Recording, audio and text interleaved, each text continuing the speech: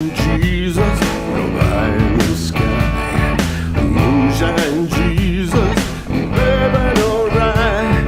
Moonshine Jesus, a surprising delight. Moonshine Jesus, won't you shine a light?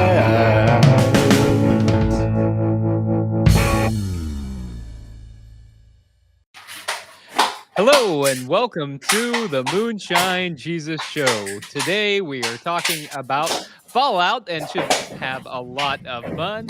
We are brought to you as always by progressivechristianity.org. I hope that you will check them out wherever you wherever you subscribe to social media, and that you'll go to that website if you need progressive Christian resources.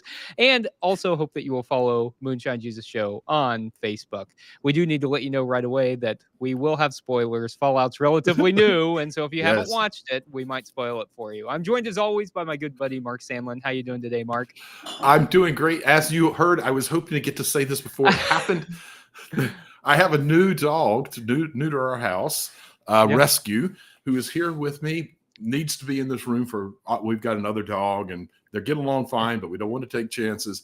So apologies for the unusual sound. But just know, those watching live, you might see her moving around. Her name's Maggie. You can say hey to her if you need to.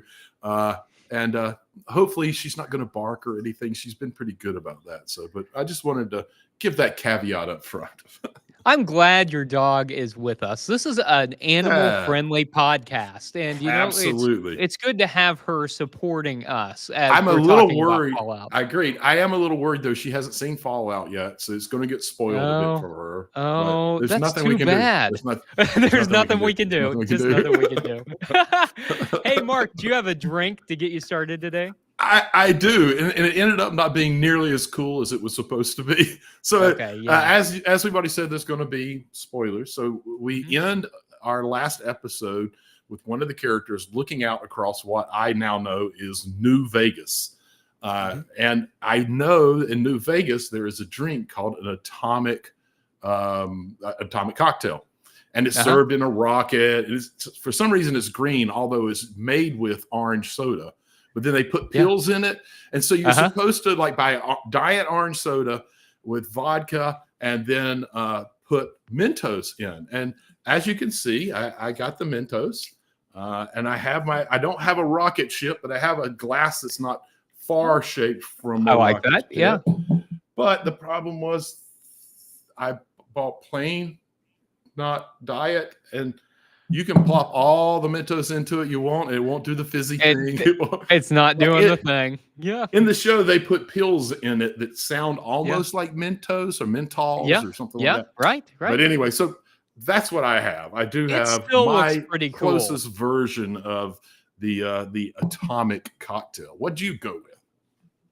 That still looks pretty cool. I like it. So one of the standout characters for me was the Ghoul and Walton Goggins. I think I'm a fan. I think he is just a fantastic actor, and you know he ended up being the one through whom we saw kind of the before times, and I thought that was interesting. And so through some research, I discovered that Walton Goggins owns his own distillery. It's called it's called Mulholland Distilling.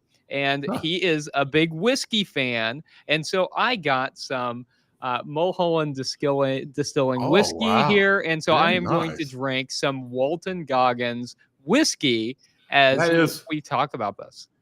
That is impressive. It's impressive. But the one thing you don't get that I get that is important in the game, I got caps. Oh, you got caps. You know what? That's so important. I'll have to go back and no, there's no cap on that. So oh well. Okay. I'll have to find some somewhere else. Okay, hey, let's take a swig of this. Let's come back and talk about Fallout.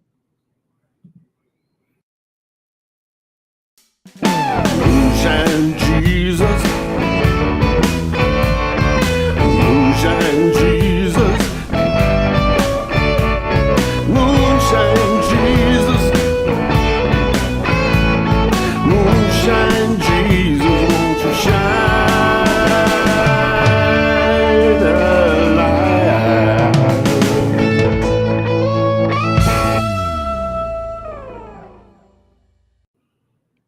and thank you for joining us for our Geek Out segment. We're going to take a little bit of time, let our geek flags fly. Man, I stumbled all over that one. But we are going to let them fly. We're going to have a little fun geeking out about Fallout.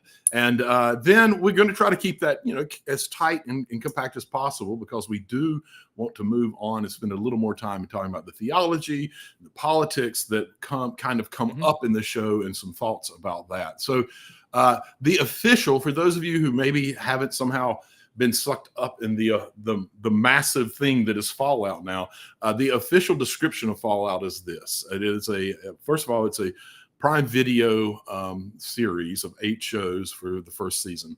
And this is their official description. Based on one of the greatest video games of all time, Fallout is the story of the haves and have-nots in a post-apocalyptic world in which there's almost nothing left to have.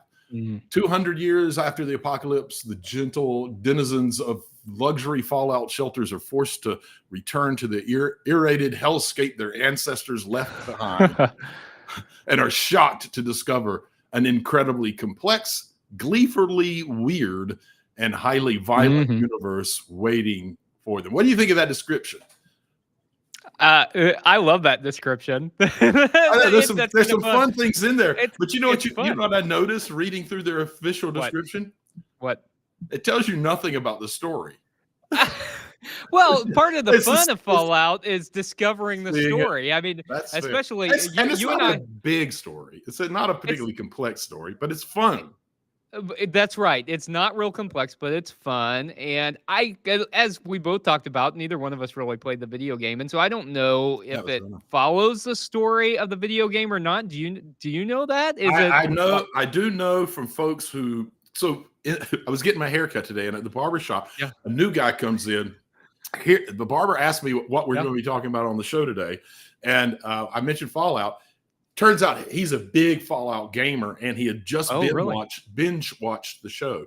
And yes, this does not follow any storyline at all.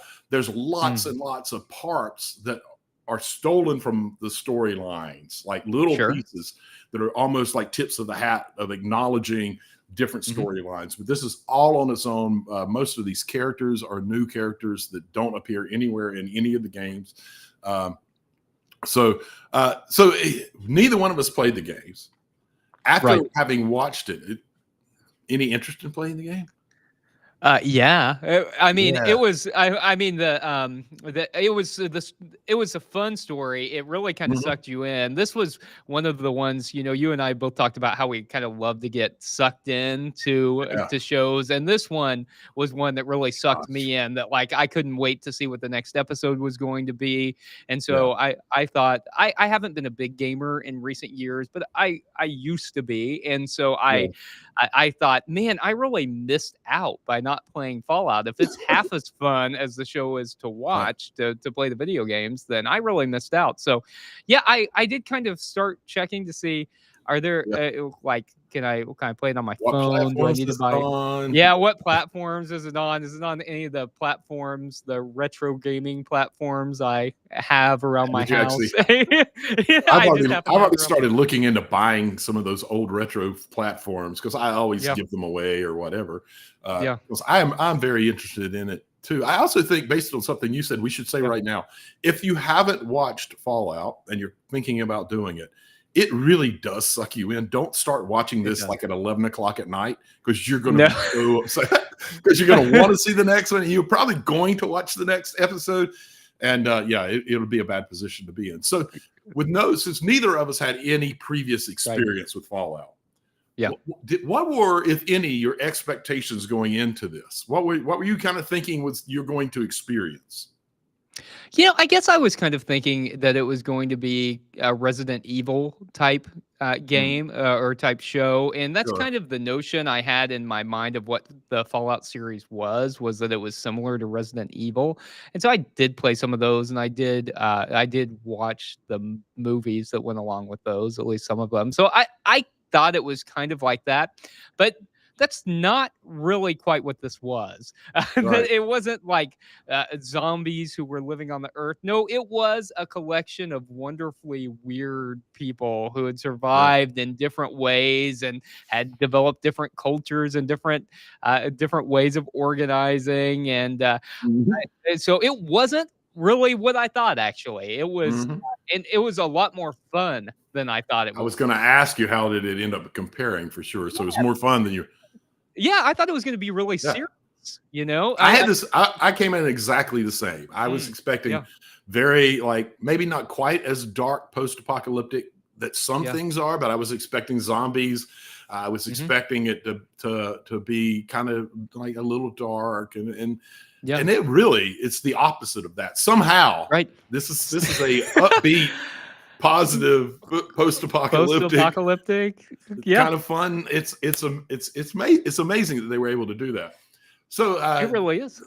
yeah, it's amazing. What was there's so much to love about this. It Yeah. really, even the soundtrack is just Yeah. astonishing.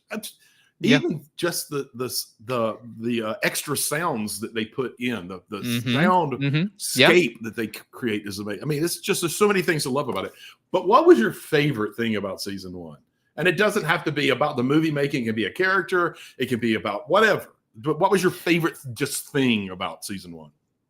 Well, I love that we really did get to kind of see the world through different eyes of different characters, which I suppose kind of feels like selecting different characters that you might Yeah. play, and Yeah. uh, and that was kind of fun to like see their experience and how that shaped them, and so I really enjoyed that. But I think I especially enjoyed kind of going out of the bunker with Lucy and Yeah. seeing what the world was like. And so I kind of liked going through that character's eyes and going out from the bunker into the world. I thought that was a lot of fun as she Yeah. went on this voyage. I enjoyed the flashbacks. I thought that was a lot of Yeah, that fun. was well done, wasn't it? And they It always was waited to just the very right timing. Like when yes, we were already beginning going, well, wait a minute, how did or where did? yeah. And then they just bring it in at just the right time. Yeah, I thought that was a lot of fun, and I thought kind of this world that they created that's kind of like an advanced 1950s kind of retro futuristic kind of time was really interesting. Hmm. And even though we were like looking back in time, there was world building there in flashbacks, and I thought that that was really cool. I really appreciated that, and it really Yeah. brought me into the story more fully. How about you? What stood out to you? There are just so many things, Yeah. but the thing that I put a little thought into, what I love the most about it is the way that they just, I'm calling it the straight-faced absurdity of the whole thing. Like it's so absurd. Yeah. It's all and Yeah. everything is from the way they do Yeah. things, from the fact that bottle caps are money. Like Yeah. it's also absurd, but it's also Yeah. done so straight-faced. Like when Maximus gets into the Yeah. big iron suit for the first time, Yeah. and he wants to help somebody, and so Yeah. he stops this man from being beaten to death, and he Yeah. feels good about it, you know. And Yeah. then it turns Right. out that the man that he saved was being beaten because he was attempting to copulate with the other man's chicken. It's Right. so absolutely absurd, but it's told with such Yeah. a straight face, and so like they're serious about that being an important part of the storytelling. It's not Yeah. like this is ridiculous and that happens over and over again, and it's one of the most, I found joy every time anything like that popped up on. And I think that's one of the things that's so great about this. It is almost a joyful telling of an apocalyptic tale. Yeah, and I think maybe that's one of the key successes in like adapting a video game or some kind of an animated show or anything like that Yeah. that's kind of absurd by its very nature to lean into that. I think Mhm. it really makes for a successful adaptation if you can kind of poke fun at the genre while you're doing Well, it and kind of yeah. tongue in cheek. It helps you to appreciate it a little more, I think. That actually leads really well into one of the questions I had for you. So this is the second recent video game that has been basically a smash hit show. We had Mhm. Last of Us. We talked about that. We loved it. Right. What do you think it is about video games that seems to make them at this point such good source material for television shows? I mean, we even had movies like Yeah. Mario Brothers, Right. based on all the Mario games. It's a smash hit as well. What do you think it is about them that make them a good source material? I think that they're really immersive, and especially since Mm. we get like role player games and things, just and I think particularly in the last maybe 20-25 years, when we've seen kind of developments in kind of the realism of these games, that people really get lost in the worlds, Yeah. and because they can do such significant world building, a lot of people have really strong attachments to those, and I mean spend a Yeah. lot of time living in those worlds. And people who maybe even aren't big gamers, but maybe get obsessed with one particular game and get really into that you can feel a real emotional attachment to that, Mhm. and you can have spent a lot of your life doing that. And I think one of the things that people often don't understand about gaming is that it's also communal in a lot of ways, Oh, whether yeah. you're like sitting in a room with people playing a game, or if you're online and you're talking to people who you may never meet, Mhm. that's a communal thing. And so like I think Really that is. it also draws on that people have spent a lot of time building community in these online spaces, or in these digital spaces, and they spend a lot of time immersed in the world. And so I think getting to revisit those in a different way is Yeah. pretty cool, and is one of the reasons why maybe it's successful. That's my take on Yeah, it. no, I agree. What do I you think? agree with a whole lot of that. I think that's exactly right. And also, I just think video games have become a thing where they make a lot of money, and so they're able to They bring do. in Yeah. people that they maybe early on in gaming weren't bringing in. They're Mm. bringing in master storytellers to come and Mhm. tell these stories. So it's not surprising that it can lift and go to another format and really be a great story. It's also, I think, one of the most amazing things is that helps it become good source material is that those people they bring in, those writers and creators of the landscape, they have to make such a more vastly involved and Mm. intricate and interrelated a world than you do if you're just writing a television show. Yeah. Because Good everyone's point. there, they're walking through it, they're going. Mhm. Most of these are open world kind of games where you can go anywhere you want, anytime you want. It's very complex, and there's so much that has to be built around it. I think it just naturally lends itself to it, and I hope we see a lot more of it going forward. Listen, we could Yeah. geek out more and more and more about this Yes. because I can't tell you how good the show is. It's So just good. it is fantastic. It's some of the better television that we've had in a while, and we can't encourage you enough to see it. But we are going to go ahead and wrap this segment up and come back on the other side and do a little talk of Theo Politico and see where it takes us.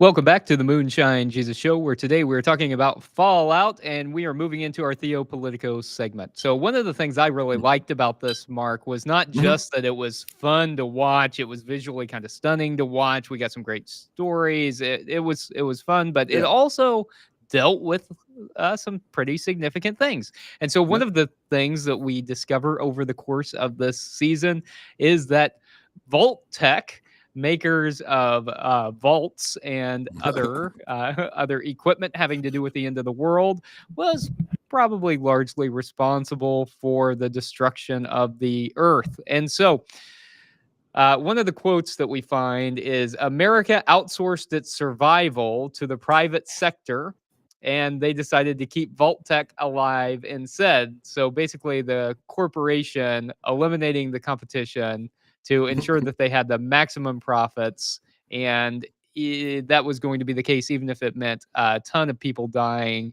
and the end of the world as we knew it. So, Mark, do you see any parallels to that with American life? None, right? Luckily, None. corporations are all very ethical.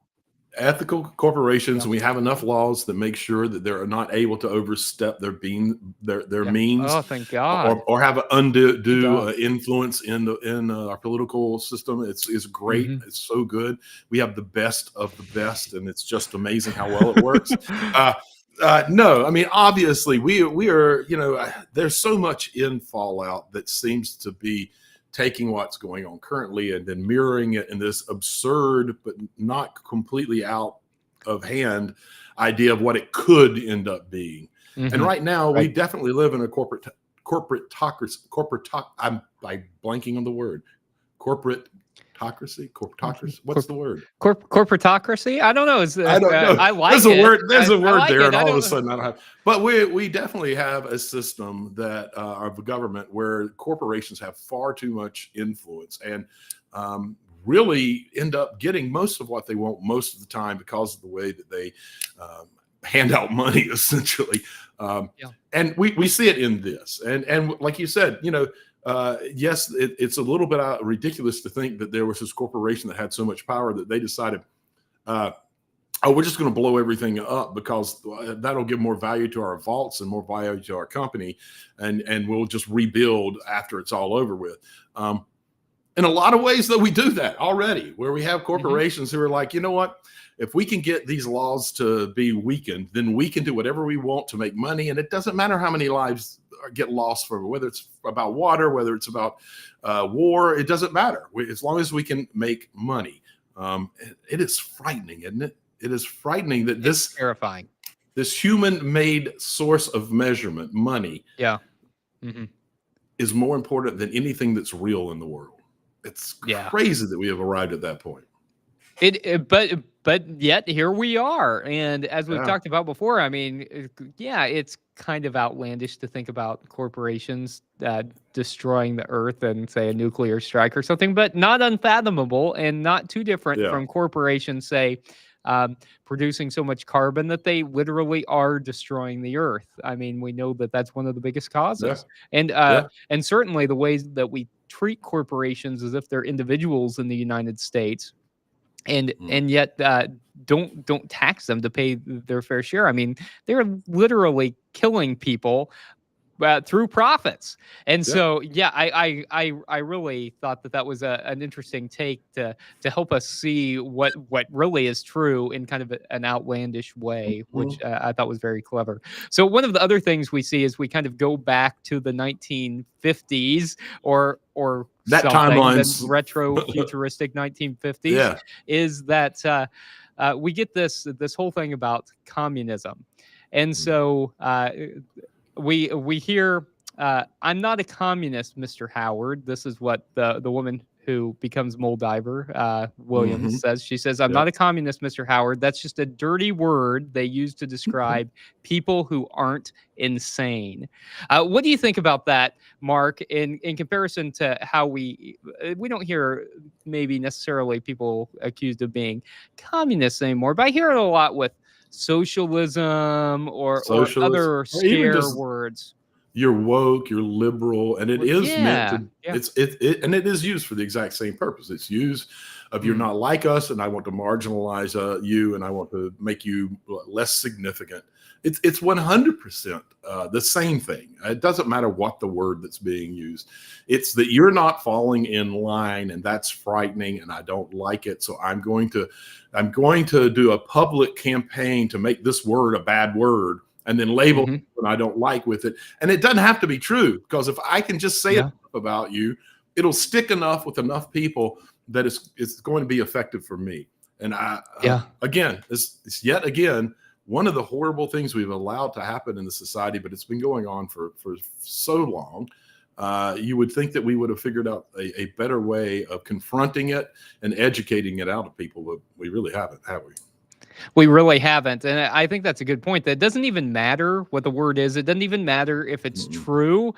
All And you don't have to back it up with anything No. other than just to say it. And I think that that's the point, right? To get to a Yeah. point where you can just level a threat against somebody or an accusation against somebody Yeah, without no doubt. having to have any evidence and trying to make that person untrustworthy. And so I think that's a great example of, say, being woke or being a Mhm. socialist or whatever. That and it's often used, it seems, for people who are trying to advocate for those who are the most Yes, in need, right? To it say, very much "Oh, is. well, no, you're just a socialist." Like, All right. I don't know. It feels like Well, just trying to follow Jesus. I don't know. it's exactly all I was trying. All I was doing was following the teachings. So yeah, you can call it what you want, but it is interesting that it's always kind of around that, or around people who are trying to help other folks. And instead of making some argument of Yeah, why what you're doing is wrong, I don't know how you would make a yeah, good argument about that. So maybe that's the right. cause why they don't even try. They just Yeah, try to label you a bad thing, which yeah, was supposed to mean everything you do is equally bad. And it's just, it is such a massive fail in any kind of logic. And yeah. for me, the fact that we don't teach our students better to Hmm. watch for those kinds of logical fallacies and fails, Yeah. um, is kind of on us. We need to be doing a better job about teaching how important logic is, and to analyze things instead of asking students to memorize things. Let's teach them to think. That's a great point, Mark. And I mean, I think in fact we also tend to, especially I think I see this in churches or even in homes where people actually encourage kids to leverage these kinds of arguments rather than Well, like having a curiosity or anything to actually try to dismiss people by doing this very thing. And I think a lot of times people learn that really early yeah, from parents who aren't engaging with seeing, anything yeah, or trying to from teach people the things mirroring and very well. modeling their parents, for sure, for sure. And I'm not saying that there aren't schools that don't do a great job. There certainly are. But even the way we set our school systems up, where testing is so important, where Hmm. memorization and spitting back Sure. is so important, we force some of the best teachers in the world who could really, truly teach our kids how to think for themselves, how to analyze things, how to derive outcomes. We Yeah. handcuff them with a lot of the standards that we are putting on them, and we've got to make it a better environment for our teachers out there, because there's so many that are amazing and so giving, and give more than most of us give at our jobs, honestly, just because of what's required of them. Mm. We need to Mm. do a better job at setting them up to have a better chance of um, impacting the kids the way they want. That's a great point, Mark.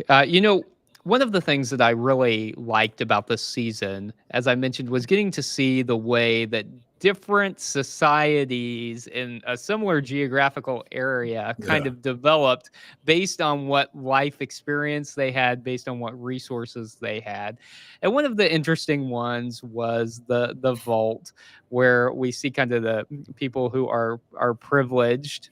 Although we also learned later that maybe they were experimented on, and maybe even with privilege came Right. from some experimentation. But we see in at least Lucy's vault a meritocracy Mm. develop, right? Yep. And we get the golden rule as the paramount value.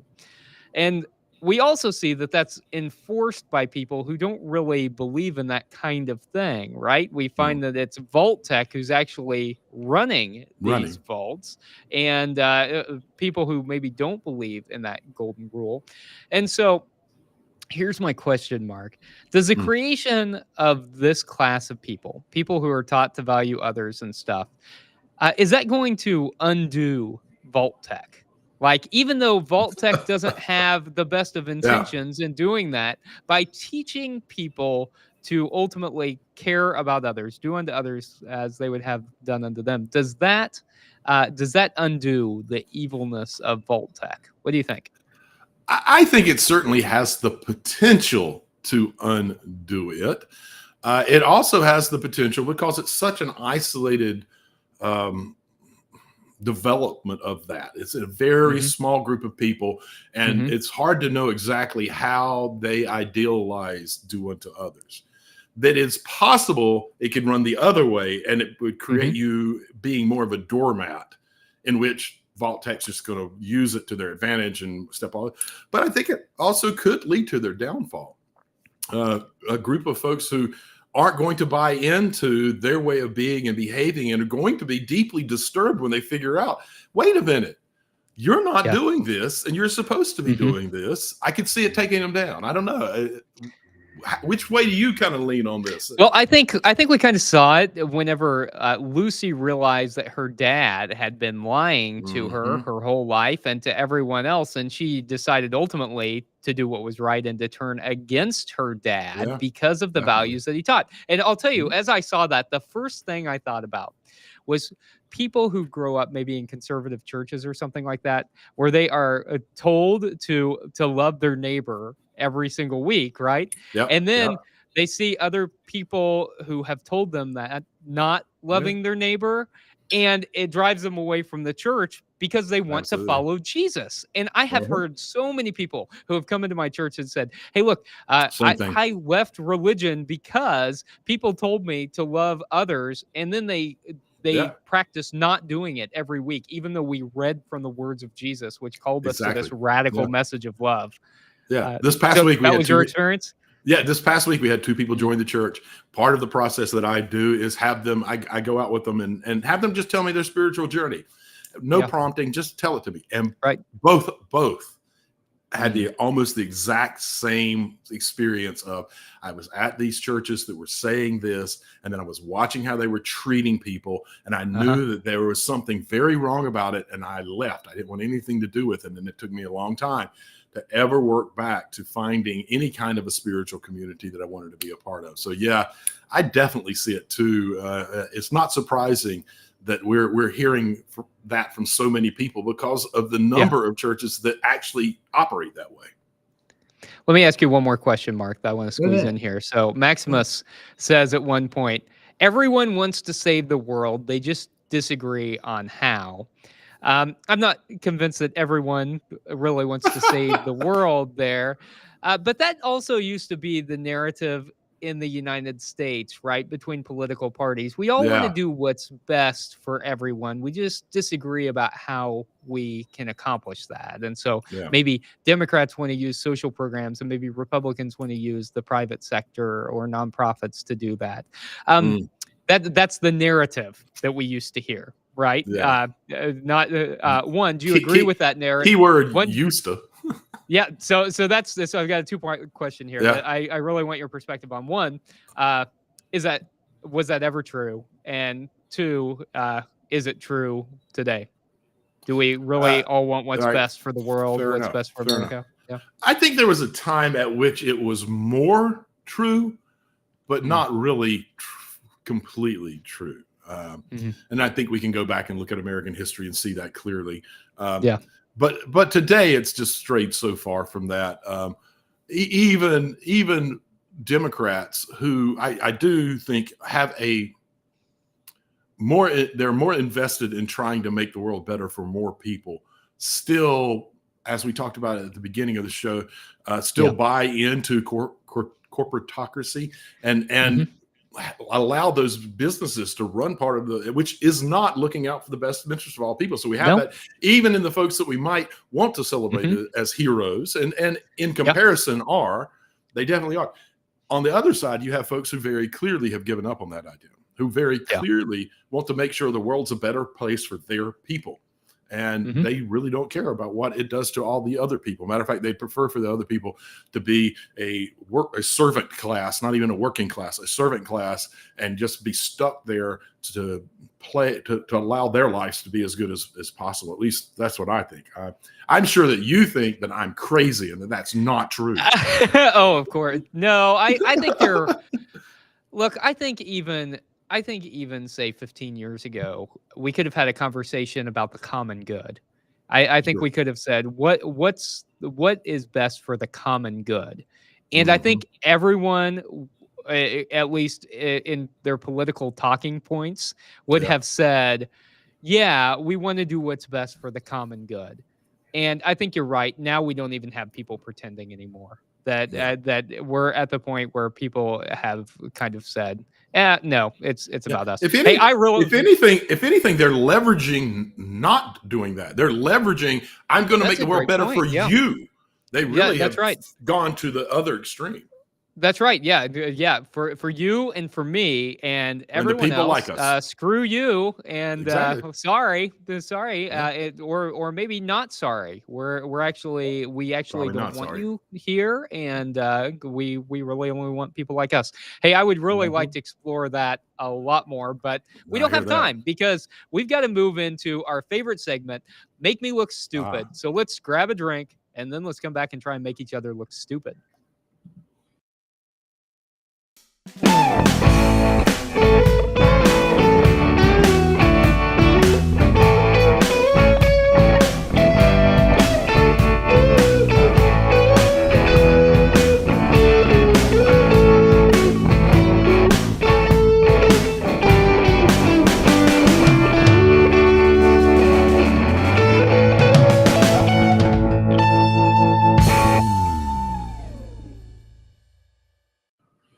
We are moving into our Make Me Look Stupid segment. I have the thrill of getting to go first, which will allow me to not have you steal any of my questions. You did a I'm near bummed. steal of one of my questions where you said something that was really almost an answer to my question. So I'm going to skip that. I'm not going to go there. Okay. I'm going to go with a pretty straightforward one. Okay. So as I said, talking about my drink, we now know that Hank is all suited up going to New Vegas. That's where my drink came from, at least where it was inspired by. Yeah. Why do you think Hank is going to New Vegas? What is he going there for? What's his purpose? I think that is going to be where the vault, the true vault is. So like there's the vault for the most important vault tech people. And so we find out that there is a vault for the most important vault tech leaders, and the ghoul. He wants to know where his family is, and I think that's the vault that they're in. I think that's the main vault. And so because we've had this cold fusion generator created, I think he's going there to go up the corporate ladder and find out what to do next. That's what I think's happening. What do you think? I think you nailed it. I think that's exactly it. I think that's where the whole vault tech, I think they're stationed there. I even think there's a chance that his ex-wife's Barb is going to be there, that she might have been cryo frozen like he was and then brought out. I think there's at least a chance that we're going to see Barb there as well. I think it's going to be fascinating. I want to squeeze another question in, just like you did. Okay. What do you think's next for Lucy and the ghoul? Like, what do you think next season's going to look like between the two of them? Oh, I think they're following Hank trying to get to Vault Tech. I think that the whole thing is going to be unearthing what happened to the ghoul's wife and family, and what caused the actual fallout. And so I think we're going to get that story, and I think we're going to see them going to New Vegas following Hank. I agree. I think we're going to see that, but I also think that we're going to see them reluctantly come together as a duo. I think we're going to have a buddy cop show. I think next season's a buddy cop show with Lucy and the ghoul following Hank and trying to figure out what's actually going on in New Vegas. And once they figure it out, there's probably going to be another level of kind of that buddy cop working together reluctantly, the two that don't really fit together but have to work together. I think that's where we're going. And I hope that's where we're going, because come on. The ghoul and Lucy as partners, like straight-laced Lucy who grew up, do unto others, and the ghoul who's kind of just thrown it all, seemed to be a guy with a big heart, thrown it all away and is just about survival, and he doesn't have a nose and his skin's, I think it could be fantastic. I'm hoping that's where they go. They're already working on it, so we'll find out maybe within a year. I don't know. We'll see. All right, sir. You know what's You fun about can, the Ghoul too? It seems like yeah. we find out he's an actor, right? And his Mhm. voice, whenever he's just normal guy, is not the same. It seems like he's kind of embraced his Western persona as Yes, he his definitely has. as his being, and so that's kind of fun. Okay, here's my question, and it's about it's about Moldiver and others like maybe the Ghoul's wife and all. So we know that we know that it's been like 200 years Mhm. that since the bombs. And we know that the Ghoul is still able to be around because he's become this Ghoul, and as long as he takes this medicine, he can stay alive. But also that ghouls seem to have some kind of a resistance to any kind of The sickness fallout. or yeah, or even things like bullets and stuff like that as well. Mhm. So they kind of seem to be impervious to that. How about Moldiver, the Yeah. the inventor of the cold fusion? Mhm. How is she still around after all I, after all I the have to assume that we're all rolling into a time period, and maybe we're going to yeah find this out in season 2. I think yeah all of those folks who were of any importance didn't want to live underground, and mhm, they thought 250 years is probably enough time for things to clear out enough. So we'll get frozen, and then at this point, I think we're hitting the point where all of these folks are starting to be unfrozen, maybe through mm, a program or whatever, and that's why they're still around. Because I'm not seeing any signs that it's anything about that they are also taking the medicine and that it's just that right. didn't become ghouls or whatever. I think that it's more likely that they were cryogenically frozen and that we're at a stage now where they're coming out of it. But that did bother me too. I was like, wait a minute, these timelines seem weird. That was one of the things that I couldn't figure out. Was it really 200 years and or was it not, or how were they alive for so long? And so I like that. I like the possibility of cryogenic freezing because we saw that that's a technology that they That's what they're have. doing, yeah. Particularly That's what with they're people who doing. were important. Yeah, Yeah, yeah. So so I like that. I think that makes sense. that's my best guess. But Yeah, I do think they have been very good at setting things up that make you curious, and you're like, wait a minute, and that's right. then explaining it. And Yeah, you go, oh, okay, yeah. So I feel like this one is just too big, and they're too good at recognizing when things like that are going on and giving us the explanation that we need. I feel like we're going probably next season get the explanation of how these folks who were around 250 years ago are still around. I yeah. feel like they're going to have to explain that, and they know it. I think you're right. I think that's one of the things that made it fun, right? Was you were curious about Mm-hmm. stuff and it really pulled you in for the next episode. So I think that's Yeah, one of the signs of a really good show is like when you've agree. binged all the episodes and then you're like, ah, I'm, I'm there's going to go no back and more. watch this again, man. I am Yeah. 100% going back to watch this again. I think as things got revealed, it'll be fun to go back and realize they were showing you some of that. Yeah, You it was just there the didn't whole know it time. yet because you Mm. didn't get the yeah. So I'm very excited to go back and start and rewatch some of these episodes and see what was already there that was missed. I'm with you. Yeah, I think it's Yeah. going to be fun. I almost started again last night before the show. Yeah. No, but I yeah, thought but about I'm like, I'm going to get sucked in. I need, yeah. I If can't I'd have watch had them all at just a once. little more time, I Yeah. think between yesterday and maybe even an hour today, I might have tried to sneak a few in. Same thing. And I'm excited about thinking about going back and watching it, you know? Yeah, I know that a good show. So if you haven't Yeah. watched it, Great show. watch it. Fallout, can't recommend it high enough. Amazon Prime. Absolutely. Listen, we've got to do something next week, and there is a Yeah. big anniversary coming up. I don't know. Do you know about the anniversary of one of our favorite types of sci-fi? Okay, so maybe Star Wars? Is Star Wars having It an is. anniversary coming up? There is a 25th year anniversary of Star Wars The Phantom Menace. Okay, Phantom Menace. Yeah, I remember Yeah. watching that in theater, standing I remember outside the watching it. line. Yeah. I remember watching it, leaving the theater going, what have they done to Star Wars? Ah! But this is and the if I recall, that was a common question that yes, people had it after very watching much was. Phantom Menace. And Yes. and everyone for the next 3 years had their impersonation of Jar Jar Binks that they would pull out anytime that they wanted to Do you annoy have other yours? people. Do you have one? Misa Jar Jar Binks. Yeah, I got a little bit of a Jar Jar. I got a I little like Jar Jar that. going. Yeah, yeah. Next Uh, episode, you should do the whole episode. the whole in show voice. it's Jar Jar Binks' Visa voice. want to hear that. So listen, let's do that. Let's do the 25th Okay. anniversary for those who are interested. Okay. It is Phantom going to be Menace. playing in the theaters. They're re-releasing it to the theaters, so it'll be a lot of fun. fun. Go Yeah. see it in the big screen. And then next week we'll come back and talk about it. See if we were being fair. At least me. I know that I panned it very hard and really have been avoiding watching it again. So Yeah.